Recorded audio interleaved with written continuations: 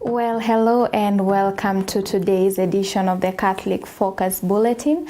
I'm Susan Bulemi and our sign language interpreter is Jane Mbaya.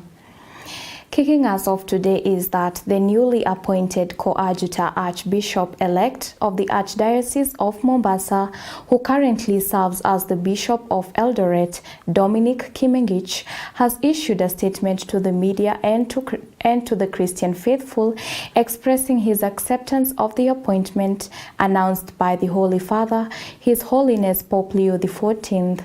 Bishop Kimengich urged Christians to continue praying for the church as well as for the Diocese of Mombasa and Eldoret, that they may be guided by a shepherd who will lead with wisdom, justice, and success for the benefit of the church and all the faithful. Let's take a listen. So it is true that the Holy Father Pope Leo has appointed me to be the coadjutor Archbishop of Mombasa. So yes, when the Holy Father appoints, we just accept. So I've accepted the appointment. So mine is just to ask for your prayers, the prayers of all of our people, so that I may take up this new assignment in Mombasa.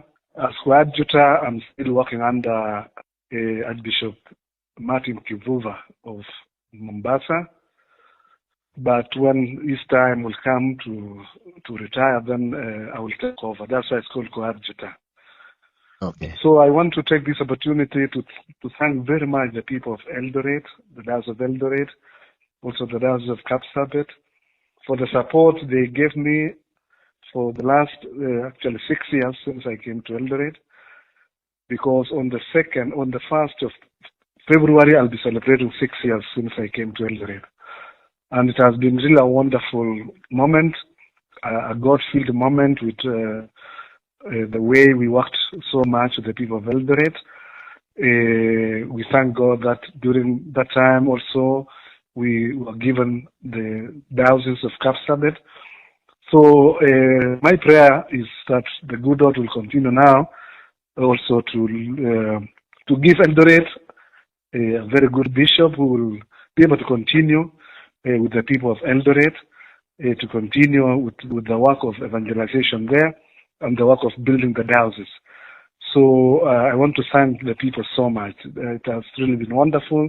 I know it's not easy for all of us, even for me, to go to another diocese, because I was just getting used to now to working in the diocese of Eldoret. But for us, we are like soldiers. We are told, go here, you go, come here, you come. So I thank God because of the time which He gave me in the Diocese of Eldoret. For me, truly it was a wonderful time working together and being able to accomplish, with God's help, what we have accomplished together. So that is my prayer for the people of Eldoret, that now we start praying, asking God to give Eldoret Diocese a bishop who will continue to serve the people of Eldoret. Well, it is up to Rome now. The Holy Father will, through the nuncio, will look at that issue, whether, as you said, we'll be given an apostolic administrator who will prepare the way for the new bishop. So I'm sure the process, there's a process which takes a bit of time, but definitely I'm sure Rome has thought about that and will be hearing from Rome anytime. And moving on, African countries, including Kenya, are stepping up efforts to produce vaccines locally amid declining donor funding and heavy reliance on imported vaccines. At a health security conference held in Ruiru, experts warned that the continent is facing shortages of both funding and skilled personnel, with health aid having dropped by more than 70%. BioVax aims to produce the country's first locally made vaccine by 2027, while the government plans to invest approximately 30 billion Kenyan shillings to establish a vaccine manufacturing plant under its Vision 2030 strategy. Here is our reporter Alan Andiva with the full report.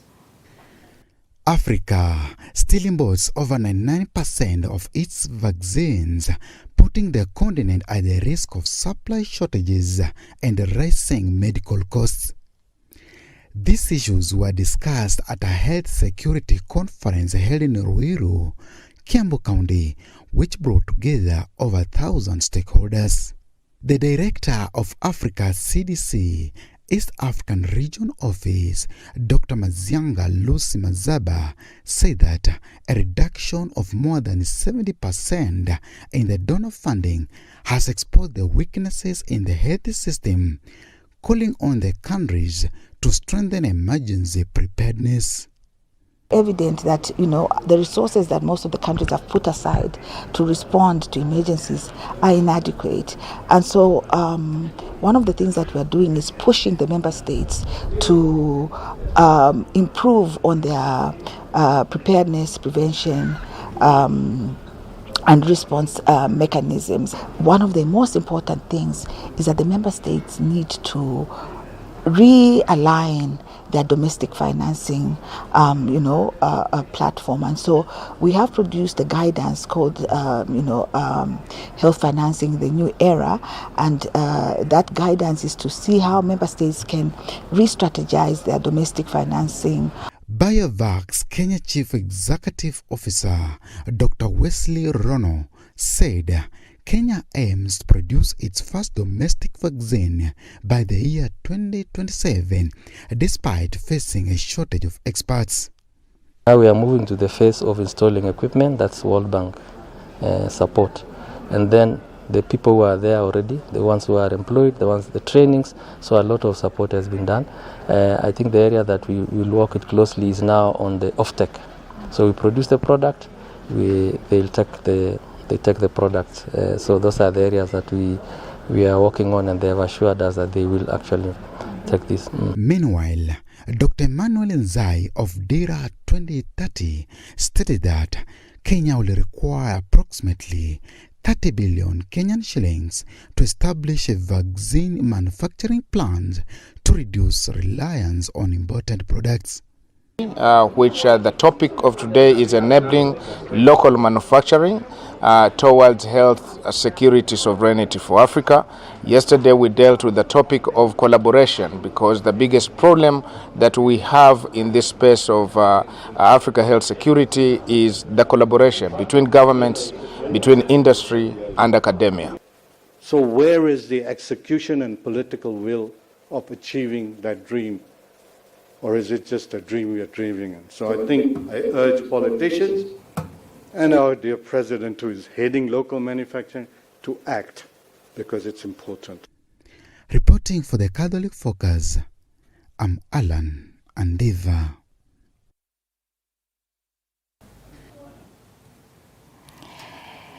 And in other stories, police are investigating a fire that destroyed a dormitory at Shamberere Boys High School in Malava constituency, Kakamega County. The school's principal, Laban Sikolia, said the blaze broke out overnight while students were in class, and the cause is still unknown.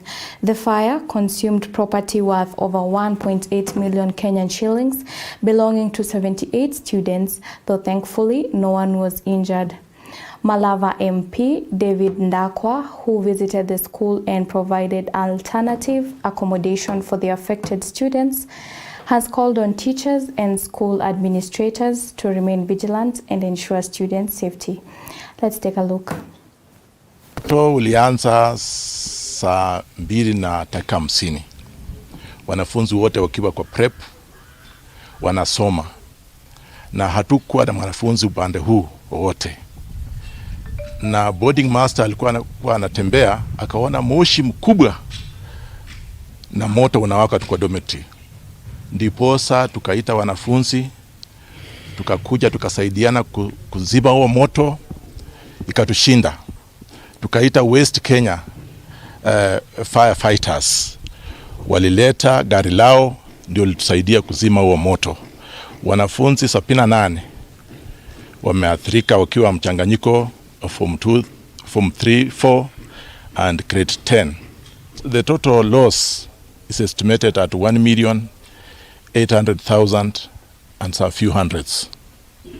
Saa hii tuko na furaha, mheshimiwa wetu Honorable David Ndakwa ametutembelea, ametuletea usaidizi mwingi sana kwa mattresses na blankets ambazo zitasaidia wanafunzi ambao waliathirika. Tunasema tu ni asante. Tunauliza other stakeholders and well wishers watusaidie kwa sababu uharibifu ulikuwa mwingi. Wanafunzi walipoteza vitabu, wanafunzi walipoteza hata mattresses mingi na blankets na bed sheets. Hata nyumba iliungua, inataka renovation ifanywe umo ndani. Ndiposa turejelee tena masomo next week. Na nimekuja hapa, nimeletea mwalimu mattresses, nimeletea mwalimu blankets, but they are not enough. Ninaomba wahisani wengi wenye wako huko nje, our brothers and sisters from Malava, who can be in a position to assist. I'm also appealing to sugar factories or any institution or factories around, ziingilie ndani, zisaidie. And where I sit as a member of parliament, I also look for funds. We see how we can work on renovating this dormitory. Pia nitafanya appeal kwa serikali kwa sababu hii ni karama kubwa sana. Na ni vizuri kwamba mwalimu anakaa kwa shule. So yeye ndiye aliona na mwalimu wa boarding. So ni vizuri pia kuhimiza kwamba walimu wakae kwa shule. Watoto wakiwa preps wanafanya rounds, ndio kitu kama hiyo ikitendeka tena wanakuwa on alert. But it's good that it didn't affect students so much. Early this morning, the CS for Public Service, Human Capital Development and Special Programs, Geoffrey Ruku, conducted an unannounced visit to a public office in the Nyanza region, focusing on staff performance and punctuality. He noted that while interns were arriving on time, some regular staff members were consistently late in reporting for duty. The Cabinet Secretary issued a stern warning, urging all employees to observe discipline and report to work promptly to ensure efficiency in public service. CS Ruku further reminded the officers that failure to comply could lead to disciplinary action, highlighting the government's commitment to improving accountability and productivity in public offices. Let's take a look. We have also witnessed, not only here, but also in Nakuru, in Nyeri, in Mombasa, the interns, the young students who are on internship are their workstation early enough. I have seen quite a number of them here at their workstation. But those of us who are veterans, we have gained entitlements. We want to come to work at the time you want. And these interns are coming to this internship for mentorship, so they can be mentored by their seniors. And their seniors are not in their workstations. So we have the wrong attitudes. After some times, after we get our jobs, we have some entitlements. We think this work belongs to us. This work is for the people of the Republic of Kenya. We are working for them. They are the ones who have paid for us to have these offices, to have computers, to have desks, to have salaries. They have paid for us, and therefore they are demanding from their government excellent customer service, excellent service. And the President of Kenya has instructed me as his Minister for Public Service to ensure there is excellent customer service. So we are calling upon from here in Kisumu, all the public servants, you must do what is required in your offices, over excellent services in your offices. And many Kenyans, through are complaining. Yesterday at Naivasha, we listened to members of parliament talking about the Minister of Education. talking about the Minister of Health and many other ministries, that members of parliament are not satisfied with how we are giving services to the people of Kenya. They represent the people of Kenya. And as who are public servants, we are the ones who are supposed to offer those services, to think out of the box, or without a box, or now we can offer those services in the most appropriate way. And that story right there brings us to the end of today's Catholic Focus News Bulletin. I'm Susan Bulemi, and our sign language interpreter has been Jane Bayer. Until next time, be blessed. Keep watching Capuchin TV, your staunchly Catholic identity channel. You are watching Capuchin TV. For any complaints, comments, or compliments on our programming, you can either write to us on info@capuchintv.co.ke, or you can call us directly on 0717 424 866. Your complaint shall be addressed within 7 days. Remember to keep a copy of your communication with us. Keep watching Capuchin TV, your Catholic identity.